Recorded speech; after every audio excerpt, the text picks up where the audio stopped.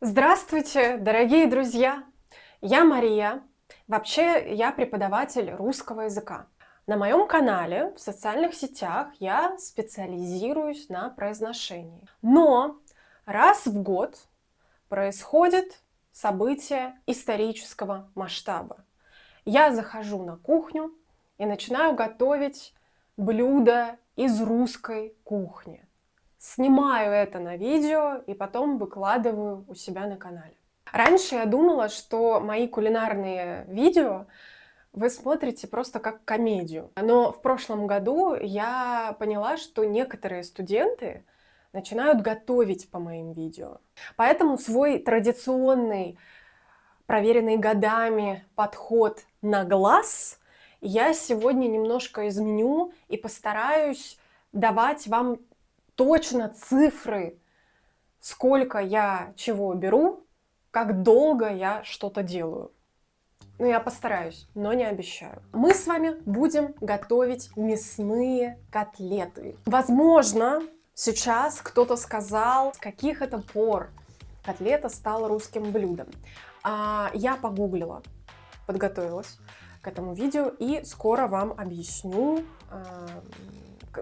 какого же происхождения это блюдо. Пару слов про формат сегодняшнего видео.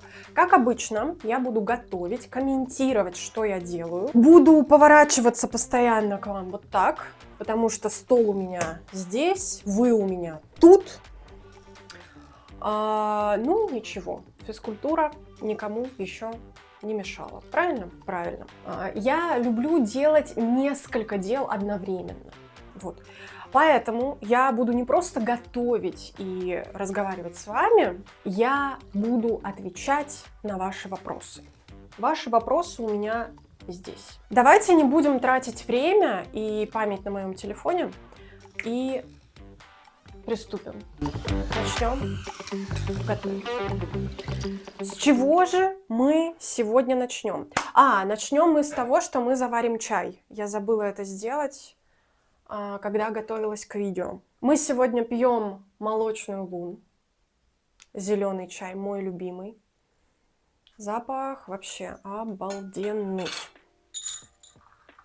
Вот вы знаете, нам придется с вами начать с самой неприятной части сегодняшней готовки. Мы с вами будем резать лук. Ё-моё, надо было это сделать до видео, наверное, да? Ладно. В эти новогодние каникулы я была в Александрове, в своем родном городе. Там открыли очень интересное, новое для меня место, чайную. И там мы были с друзьями, и нам рассказывали, как проходит вообще китайская чайная церемония. И вот согласно китайской чайной церемонии, чай нужно пить проливами. То есть вот налил воду, буквально 5 секунд ждешь и уже можешь пить вот этот чай, эту заварку, которая получилась. То есть чай такой получается легкий очень. И проливов может быть много. Но вот мне интересно, как разговаривают китайцы во время чайной церемонии. Потому что времени разговаривать просто нет. Ты наливаешь, пьешь, наливаешь, пьешь. И нету никакой паузы, да, вот как я сейчас. Налила, жду. Чай там уже из зеленого превращается потихоньку в черный. Но зато у меня есть время с вами поговорить. Нарезанный лук я сразу отправила в сковороду. Там уже есть масло. И скоро я буду пассеровать лук. Друзья, ничего, что я к вам так спиной разговариваю? Ну, я понимаю, не идеальный вариант, конечно, но я там волосы красиво заколола, вот, чтобы вы любовались пока я тут режу лук. Я вам обещала рассказать про судьбу котлет. Давайте я открою окно. Это невозможно просто уже стало. Котлета – это вообще французское блюдо. И это делается не из фарша, а из самого мяса. Сейчас, друзья, у меня тут ледники оттаяли. В России это уже превратилось в совсем другое блюдо. Во-первых, начнем с того, что в России котлета заканчивается на «а», женского рода слово. Котлета. Ой, извините, лучок упал. И в России котлета делается из мясного фарша. Я сегодня буду готовить ту котлету, которую я знаю. Сейчас я немножечко попью чай. Пока у нас там идет какой-то процесс термодинамический, мы с вами подготовим чеснок, потому что чеснок тоже пойдет туда. Нам нужно буквально 2 зубчика чеснока. А зубчик — это вот эта часть у чеснока, это зубчик. Обратите внимание, не голова, а головка. Не зуб, а зубчик. И сказать зуб чеснока просто нельзя. Или голова чеснока. Мы так просто не говорим. Чеснок я натираю. Даже на килограмм фарша, а я вам сказала, что здесь килограмм фарша? Друзья, если не сказала, вот сейчас говорю. Килограмм фарша, свинина, говядина. Итак, я возьму булочку. Я ее, эту булочку, порвала. Наливаем сюда немножечко молочка. Вот эту массу мы тоже добавим в фарш. Это сделает фарш сочным, мягким. Ну, я надеюсь. Давайте, может быть, я начну отвечать на ваши вопросы. Первый вопрос от Кена. Одна из причин, почему я не пишу по-русски, не люблю писать по-русски, это клавиатура. Что делать не на айфоне, а на телефоне на андроиде или на компьютере на Windows? В настройках, в разделе «Язык» вы можете включить автоматическое исправление правописания. Может быть, вам придется поменять язык устройства, кстати, на русский язык, чтобы русский язык был стандартным языком на вашем устройстве. Вот, если я не права, и вы, мой зритель, сейчас знаете правильный ответ на этот вопрос, пожалуйста, напишите в комментариях, хорошо? Как на андроиде, на Windows сделать так, чтобы устройство само помогало вам писать правильно слова на русском языке. Вообще, кстати, хотела прокомментировать, что далеко не всем нравится автоматическое исправление правописания, потому что, во-первых, иногда телефон или компьютер домысливает, да, что вы хотели сказать, и пишет что-то, что вы не хотели сказать. Такое тоже бывает. А во-вторых, когда вы изучаете язык, вот это автоматическое исправление правописания, оно может вести к разным последствиям. С одной стороны, конечно, это удобно, потому что у вас есть какая-то опора, и телефон вам поможет, или компьютер вам поможет написать правильно. Но с другой стороны, запоминать, как пишутся слова в русском языке, это важно даже для вашего произношения. Я вам все-таки рекомендую совместить помощь технологии и старый добрый диктант. Короче, запоминайте, как пишутся русские слова. Перерыв с вопросом. Я добавила чеснок в лук. Ой, хорошо. Хорошо. Так, я думаю, что лук готов. Прямо просится он в компанию к фаршу.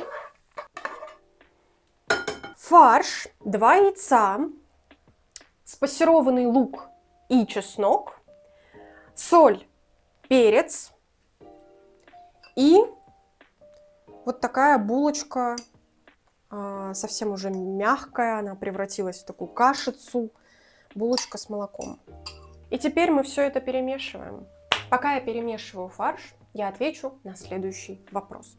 Следующий вопрос от Ларса о моей работе в Венгрии. Правильно ли, что студенты начинают изучение русского языка с нуля?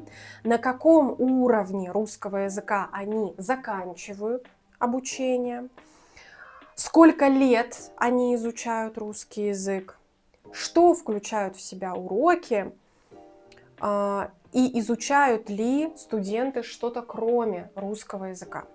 Для тех, кто, может быть, подзабыл или впервые смотрит мои видео, вам, наверное, сейчас очень странно все, что здесь происходит. Я преподаю русский язык онлайн, у меня есть онлайн-проект, вот мы с вами сейчас здесь как бы. И еще я работаю в университете. В Венгрии, в Сегедском университете. Наша программа рассчитана на 2 года. Это программа по деловому русскому языку. Вот, давайте я буду мешать фарш и рассказывать вам про деловой русский язык. Вы не удивляйтесь, я буду мешать прямо рукой, так уж удобнее мне. Нам нужно все ингредиенты очень хорошо перемешать. Я вообще... Давайте буду отвечать только за свою программу, то, что мы с коллегой ведем. По идее, наша программа рассчитана на студентов уровня А2, Б1. Реальный уровень, с которым приходят студенты, ну, сильный А1, переход на А2. Вот так. Я, например, веду пары по этикету на русском языке, деловые переговоры на русском языке, деловая корреспонденция на русском языке, да, то есть переписка деловая. Вообще деловой язык, такая вот у нас есть дисциплина, прямо 3 пары каждую неделю у студентов. Мое любимое — это межкультурная коммуникация, конечно, тоже на русском языке. Вот, то есть пар в целом достаточно много, у студентов очень интенсивные занятия, темы у нас сложные, лексика сложная, грамматика сложная, и студентам надо прямо вот нырнуть в этот сложный язык. Я им очень сочувствую. Мало того, что они изучают несколько славянских языков одновременно. Очень многие студенты работают вместе с учебой. То есть там в голове у студентов происходит борьба за выживание. Не все, кстати, выдерживают такой нагрузки, должна сказать, не каждый студент выдерживает, но кто выдерживает, и вот те студенты, которые у меня учатся, передаю вам большой привет, если вдруг вы смотрите это видео. Герои, вы мои герои. Я знаю, как вам сложно, я помню глаза студентов из первой группы, когда я только-только приехала сюда, и вот эти вот ребята, они не ожидали, что сейчас будет их учить носитель языка. И я помню их глаза испуганные, они ничего не понимали, но мне кажется, потихонечку с каждой группой мы продвигаемся вперед. А еще я веду общий русский язык для начинающих. И вот как раз-таки там у нас набираются группы с совсем начинашками. С нуля приходят ребята, мы начинаем с алфавита, и вот идем прямо по базам. Вот у этих групп, у этих студентов, и это обычно очень интересные, живые, такие классные у нас уроки, но у этих студентов совсем мало времени. У них только 1 пара, то есть 1,5 часа в неделю. Боже мой, у меня теперь все в фарше просто. Мне вся кухня теперь лук, фарш. Берем кусочек вот такой кусочек фарша. Ну все, короче, пол мне придется мыть. И вот так вот его перекидываем. Именно во время этого гипнотизирующего процесса я и продолжу отвечать на ваши вопросы. Следующий вопрос от Барбары. Как ты работаешь с начинающими студентами? У меня студенты, мигранты, им нужен итальянский язык, но они не привыкли учиться самостоятельно, и это, в общем, сложная аудитория по разным причинам. Мне легко с ними общаться, но, боюсь, я больше подхожу для уровня выше, чем А1. Если ты принимаешь советы от меня, да, то я бы посоветовала решать эту проблему одним из 2 путей. Первый путь – начать с себя. автор вопроса написала: мне легко с ними общаться, но я боюсь, я больше подхожу для уровня выше, чем А1. Так, ну, может быть, стоит просто смириться с тем, признать то, что тебе не очень интересно работать с начинающими, и тебе было бы гораздо интереснее работать с продолжающими. В этом нет ничего зазорного, ничего плохого, ужасного. Это нормально. Итальянский язык, как и русский язык, он большой. Я не вижу ничего плохого в том, чтобы преподавателю искать свой формат, свою узкую тему, которая будет зажигать. Потому что, ну, на мой взгляд, очень многое зависит от преподавателя. Вот если у преподавателя есть этот огонек, вот любовь к тому, что ты делаешь, любовь вот к тому, где ты сейчас, к студентам, которые к тебе пришли, вот этот вот огонек, то, ну, все получится. Так или иначе, все получится. Вот. И поэтому мне кажется, что это очень важно. Это первое, что надо сделать, это искать огонек. И второй путь решения проблемы, как я это вижу, может стоит попробовать посмотреть, какая у них потребность за итальянским языком и какую потребность с помощью итальянского языка они могут удовлетворить.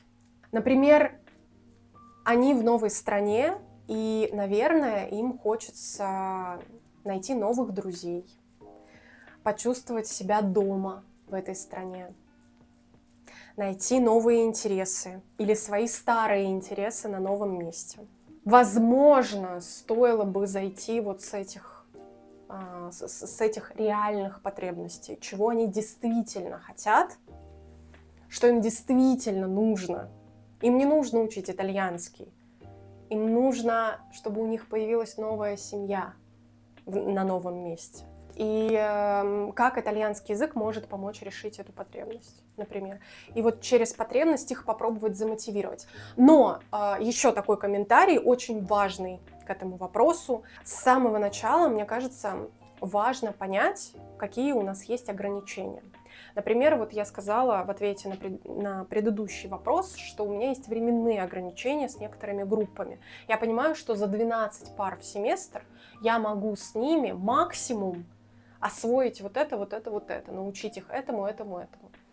И даже если студент очень интенсивно сам занимается, мы не прыгнем выше вот какого-то уровня. Преподаватель очень важен в этом процессе. Это ключевой момент, конечно, но ты не можешь впихнуть в студента больше, чем он может взять.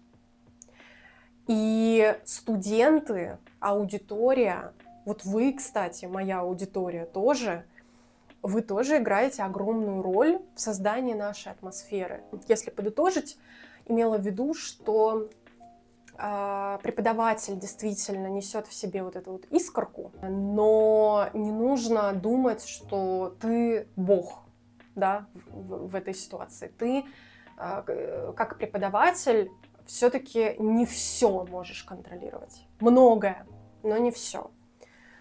Вот. Такой интересный вопрос, классный. Обалдеть. Следующий вопрос от Криса. Интересные вопросы про путешествия в Россию. Насколько сложно сейчас ездить в Россию? С какими проблемами ты столкнулась, если они вообще были? Сейчас в Россию из Европы, ну вот из Венгрии именно, можно долететь только с пересадкой. Мы делаем пересадку в Стамбуле. То есть Будапешт, Стамбул, самолет, в Стамбуле пересадка и дальше самолет Стамбул-Москва. Начнем с того, что это дорого. Это гораздо дороже, это в 10 раз дороже, чем в далеком 2021 году. Это долго, как вы понимаете, вот эти пересадки. Плюс там доехать из Москвы до моего родного города, из Будапешта до Сегеда. Весь путь вместе у нас занимает 24-26 часов. Да, я взяла другую сковородку, на ней я буду жарить На ней я буду жарить котлеты 3 минуты с одной стороны, 3 минуты с другой стороны. Ну, 3 минуты это я для вас говорю, а как у меня получится, это уже другой вопрос. Друзья мои, как я вам сказала, я очень люблю сюрпризы. И в сегодняшнем выпуске нашего кулинарного шоу сюрпризом будет сыр. Я очень люблю сыр, поэтому для меня сыр это прекрасный сюрприз. Вы можете использовать что-то другое, что сочетается с мясом. Из моих знакомых, студентов, уже друзей в Европе, многие хотят попробовать приехать в Россию. Вот я вам так скажу, если вы хотите устроить для себя путешествие, которое вы запомните на всю оставшуюся жизнь, сделайте это. Но настройтесь, что это не будет резорт-курорт, отдых какой-то. Это будет приключение. И вот настраивайтесь на это как прям на приключение в вашей жизни. На границе с государствами могут быть всякие сюрпризы. Вот. Но не вот такие сюрпризы приятные, да, а сюрпризы другого характера. Например, на границе с Россией вас могут задержать. Просто потому, что вы иностранец, и нужно какое-то время, чтобы проверить ваши документы по базе. Вы меня слышите? А то я выложила котлеты на сковороду, все так зашипело, там, заурчало, что я сама себя уже хуже слышу.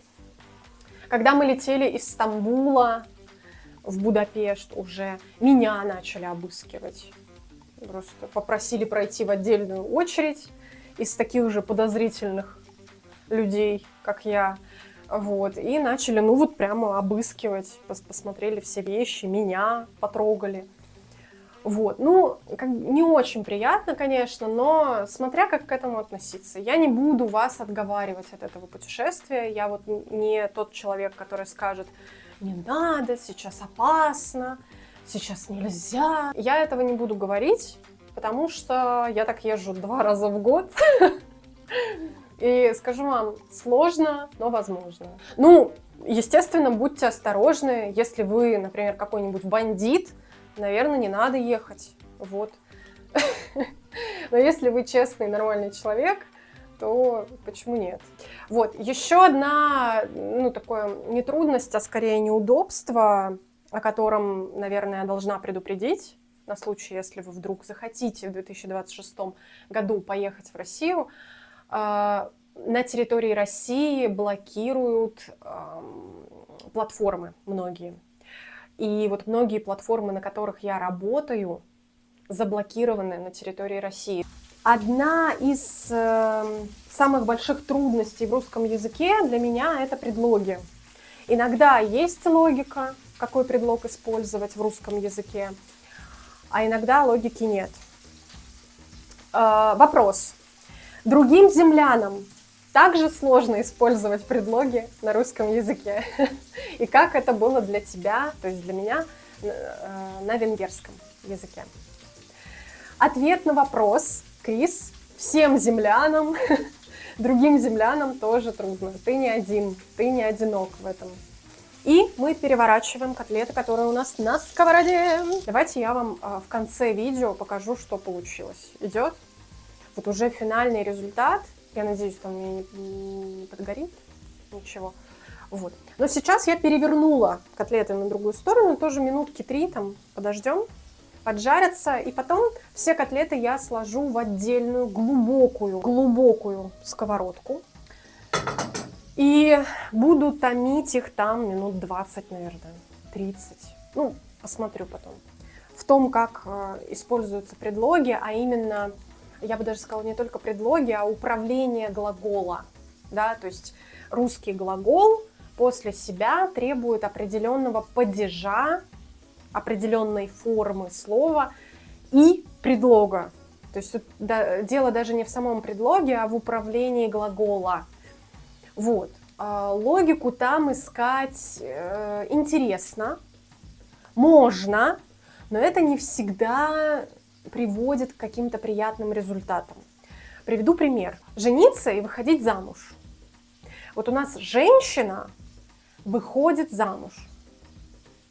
Если мы посмотрим на управление этого глагола, вот у нас женщина, а вот мужчина. И вот женщина выходит замуж. Это вполне логично, да? Женщина слабая, мужчина сильный. Женщина выходит за мужа. Вот. Ну уж простите за стереотипы, но вот так. При этом в русском языке мужчина не выходит за жену. Мужчина женится на ком-то, на женщине. Предложный падеж, prepositional, да, как бы локатив. То есть получается, мужчина что-то там делает на женщине. Что он делает, непонятно. Искать логику интересно, я это обожаю делать, и если это работает, если это помогает запоминать, управление глагола шикарно. Но не всегда это приводит вот к приличным результатам. Я думаю, пора снимать котлеты. Да, для меня с венгерским это тоже сложно, конечно, не могу сказать, что просто. У них немножечко другая система, как бы предлог ставится как суффикс после основы слова. Я привыкаю. Это называется, кстати, умными словами, это называется lexical approach, лексический подход. Это то, что я использую. То есть я не всегда знаю правила, я просто привыкаю, как носители языка говорят. Но поскольку я преподаватель, мне интересно, конечно, какое там за этим правило стоит, и я стараюсь узнавать это. Вот, поэтому я, получается, как комбинирую разные методы, что и вам советую делать, кстати. И хотела я также вам рассказать, вот я себе тут карточку написала, чтобы не забыть, как можно со мной работать в 2026 году. Это подписка на Патреоне и мой Russian Pronunciation Gym, тренажерный зал по русскому произношению. Сейчас я сделала все проще там, немножко упростила систему. Есть только 2 уровня подписки на тренажерный зал. Один уровень $25 в месяц. Это доступ к аудиотренажеру Russian Pronunciation Drill, маленькие подкасты, где вы можете тренировать вместе с моим голосом, со мной, разные звуки, разные элементы русского произношения в разных позициях. Кроме того, на этом же уровне вам будет доступен общий групповой чат, и вы туда можете даже записывать свои голосовые, вопросы. Второй уровень подписки $50 в месяц. Это, кроме всего перечисленного еще, групповая встреча онлайн в Zoom со мной каждый месяц. Приходите, очень вас приглашаю. Ссылку на Patreon оставлю в описании к видео. Мы уже практиковали этот формат, студентам очень нравится. В этом году я бы сказала, что это такой фильм-клуб, где мы тренируем 2 важных навыка: понимание реальной русской речи и произношение. При этом обсуждаем фильмы, обсуждаем реальный живой контент на русском языке. Работать можно в той интенсивности, которая вам удобна на данный момент. То есть вы можете просто присутствовать в группе, пассивненько наблюдать, тоже вариант. А можно работать в полную силу, это значит и писать, и задавать вопросы, и выполнять задания, которые я вам буду предлагать, реагировать на мою обратную связь, то есть пытаться там что-то доработать, исправить. Еще был вопрос, меня периодически спрашивают: Маш, как там твоя Coursera? Можно ли будет все-таки однажды купить этот курс? Для контекста скажу, что в 2025 году вышел мой курс по фонетике, по русской фонетике на платформе Coursera. Курс на английском языке я записала. Платформа Coursera подписала контракт о сотрудничестве с Сегедским университетом, где я работаю. И вот у меня появилась такая возможность сделать фонетический курс на Coursera. Этот курс уже прошли некоторые студенты мои в университете даже получили сертификаты, присылали мне, тут хвастались. Пока этот курс закрыт для более широкой аудитории. Если вдруг вы студент в университете Сегеда, напишите мне, и у вас есть возможность посмотреть этот курс, пройти этот курс и получить сертификат бесплатно. Подогреваем сковородку, выкладываем туда 7 прекрасных, но пока несъедобных котлет и ждем, обжариваем их, а затем томим на отдельной сковороде. Вот что мы с вами делаем. Потихонечку я буду заканчивать, наверное, это видео. Вот выпью с вами еще чашечку зеленого чая. И у меня осталась одна карточка. Это уже не вопрос, это то, что я должна не забыть вам сказать. Друзья, значит, по ссылке под этим видео вы сможете также подписаться на ежемесячную рассылку от меня. В этой ежемесячной рассылке я обычно собираю новости месяца, что там у меня на канале произошло, какие программы вышли и так далее. Но еще в этой рассылке появилась одна очень интересная и полезная рубрика «Нейровопрос». Я уже какое-то время назад заинтересовалась нейропедагогикой, потому что это в целом мне интересно, эта дисциплина, эта сфера. И более того, как вы понимаете, произношение напрямую связано с головой. Да, и, в общем, я узнаю там такие иногда очень забавные и интересные факты. И вот этими забавными, интересными фактами я делюсь в рубрике «Нейровопрос» в моей ежемесячной рассылке. Подписывайтесь. И если вы подписываетесь на эту рассылку, вы получаете доступ, вы получаете ссылку на мой закрытый телеграм-канал. Сейчас это вообще очень полезное для вас пространство. Одна рубрика называется «Тренируем уши». Там я раз в неделю, раз в 2 недели публикую отрывок из русского какого-то фильма, сериала, там, ток-шоу и так далее. И прошу вас в комментариях написать, что вы слышите. То есть мы тренируем понимание русского языка, живого русского языка. И еще одна интересная рубрика – это стресс. Расслабься и получи удовольствие, называется. Потому что, ну, как вы знаете, русское ударение, оно такое свободное и подвижное. Правил жестких нету, есть только тенденции. Почему бы не завести развлекательную рубрику про русское ударение, где мы будем разбирать отдельно каждое слово, но проверять, знаете ли вы, где ударение в этом русском слове. И кроме того, иногда у нас с вами получается прям сформулировать чуть ли не правило. Сформулировать какую-то закономерность в русском ударении. Уже несколько раз у нас с вами в закрытом телеграме такое получилось. И, кстати, под хэштегом «полезно» вы можете найти всякие полезные списки фильмов, списки платформ, где можно найти книги, и не только. В общем, полезная информация имеется в этом закрытом телеграм-канале. И там я опубликую, кстати говоря, точный рецепт, точнее, точное количество ингредиентов котлет. Обычно я готовлю, конечно, знаете, вот так. У меня в готовке, как в русском ударении, правил нет. Есть тенденции.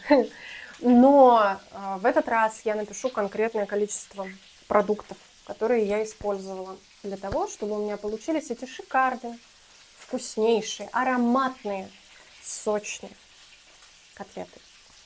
Я вас поздравляю еще раз с Новым годом и со всеми сопутствующими праздниками. Заходите в мой закрытый телеграм-канал и приглашаю вас в наш тренажерный зал по русскому произношению или фильм-клуб.